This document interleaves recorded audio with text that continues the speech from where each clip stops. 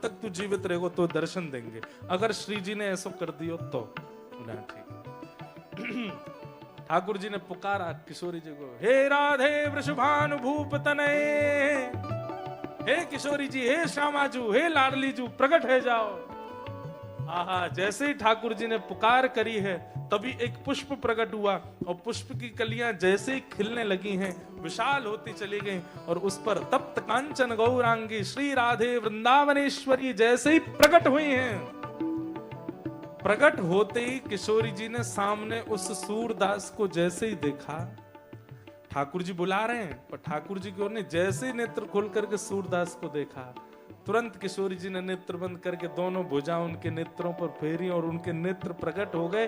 और जैसे ही नेत्र प्रकट हो फिर बोली, हाँ श्याम सुंदर, आपने बुलाया था हमको, बढ़िया किया आपने आकर के, हार गए हम तो, अब क्या करना है। सूरदास जी के जैसे ही नेत्र खुले, दोनों युगल को देखा, चरणार बिंदों को प्रणाम करके दोनों के वरद हस्त को अपने सिर पे लिया और फिर अंत में बोले, श्याम सुंदर, जो हमने बात कही देख ली ना, ये हमारी किशोरी जी है।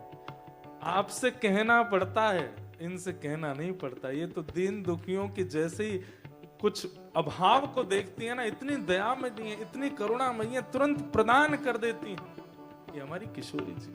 अब अपने वचन ने भैया, जब तक मेरे प्राण जीवित हैं, अरे भैया दर्शन करने के बाद दुनिया के हर भक्त की इच्छा होती है अब मेरे प्राण चले जाएं, पर मेरी तो अब एक ही इच्छा है कि मैं इतना लंबा जीऊं ताकि हर दिन आपके दर्शन करता रहूं, क्योंकि ठाकुर जी ने वचन दिया ये रोज आएंगे मेरे पास। हो ब्रज में, हाँ ब्रज में